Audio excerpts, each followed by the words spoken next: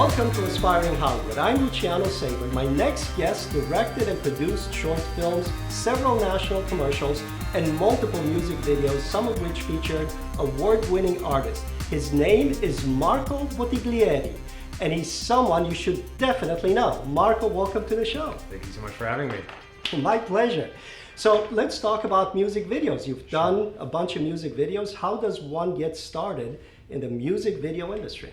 Well, I think that music videos for especially people my age that are very much up and coming and trying to get their foot into the Hollywood world, I think it's really important to start off with something like music videos because it allows you to work with budgets. I mean, they're small budgets, but they're budgets of other people's money, and getting creative with creating a narrative or even experimental content to entertain people and to also provide a service for the artist where the artist is pleased at the end of the day, the client is pleased, and hopefully the video is received well. So I think in a nutshell, it's like a mini movie. They are mini movies. They can be mini movies. And just the process from kind of convincing the artist to allowing you to take their money and to make something out of it, there's a connection of trust there, which plays along with feature films. And my feeling is that whether you shoot a music video, a feature film, or a television series, or a web series for that matter, you're still telling a story, right? So it's the same process.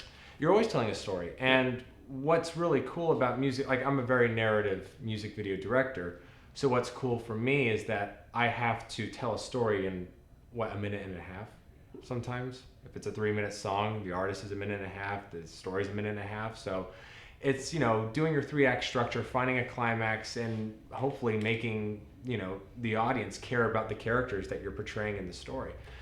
And I think it's a really good way to kind of test yourself to see how well can you tell a story.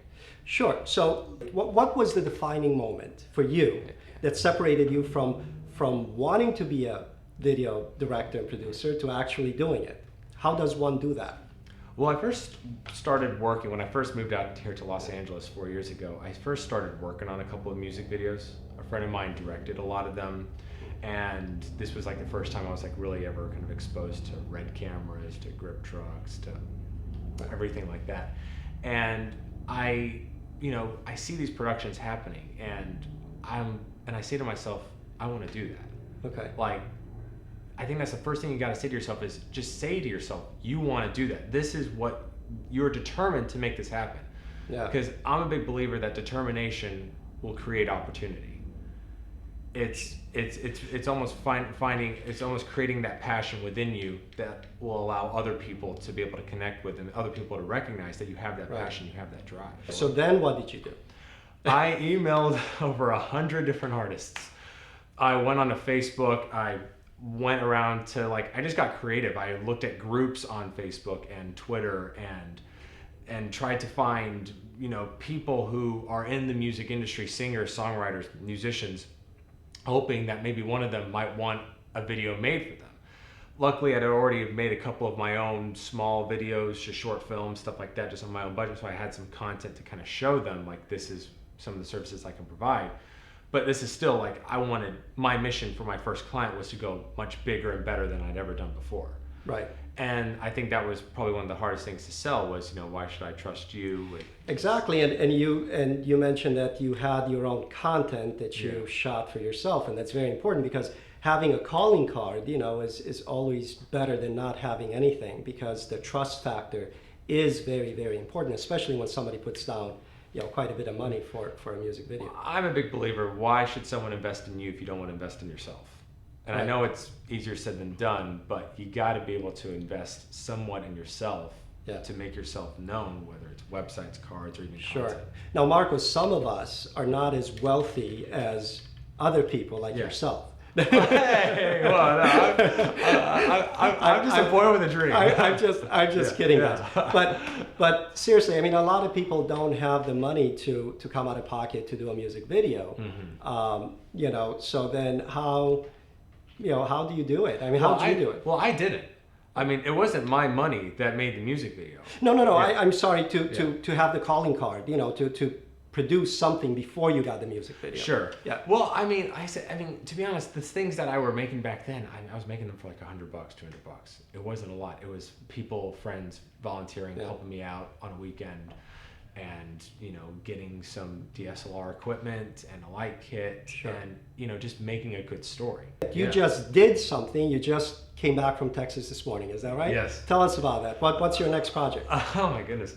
Well, I just got back from Texas literally this morning, about 2 hours ago. I shot a music video for a new friend of mine, another music video for a friend of mine. Her name's Kaylee Caperton. We've also got another music video of hers that we're releasing Memorial Day. It's called River Runs South. It was a music video we did last year. But she is actually the prime example of another person. I made friends with her when we were 14, and I had a video camera, and I said, let's go make some music videos for your stuff. She's an incredible singer. She's always been talented ever since I knew her when she was 14. Yeah. But I just came back from doing a couple of new small little, plug-in music videos for her, just some more content for her Vivo page that she's got up and running starting Memorial Day as well. Right. But again, though, it was kind of reaching out to her at first.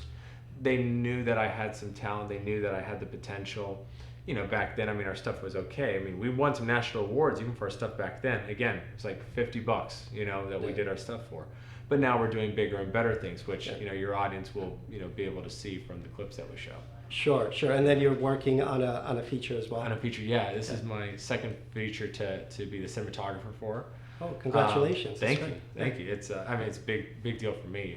I was the DP for these producers' first feature, called 8 Days, which was about child sex trafficking and bringing awareness to it. So it was a very heavy topic, and I did that at the age of 20. And so for me, it kind of really opened my eyes to the epidemic that there is in this country with child sex trafficking. And so now we're doing another feature film. I can't really say too much of what it's about just yet, but its production starts in July, and we're really excited about it. And it's really nice just to work with it's really nice when you find good people that you like to work with. Right. And they bring you back and they want you to work with them again. It's just nice to have that family of people, That's awesome, Marco. So if anybody wanted to get in touch with you, how would they do that? In touch with me? Well, they can go to www.happytreefilms.net, or they can go to www.marcobott.com. Either one works. Very nice. And it's my website, my production company, Happy Tree Films, or my personal website for me as a director and a cinematographer. Well, that's very nice. Well, I wish you lots and lots of success. And you guys, you saw him here first on Aspiring Hollywood, Marco, who's going to be a wonderful director and an award-winning director, Academy Award, right? that's the goal. That's coming up, right? You've seen him here first. Thank you so much, Marco, for joining us. I really appreciate all the advice. Absolutely. And thank you guys for watching. My name is Luciano Saber. I will see you next time on Aspiring Hollywood. Thanks again.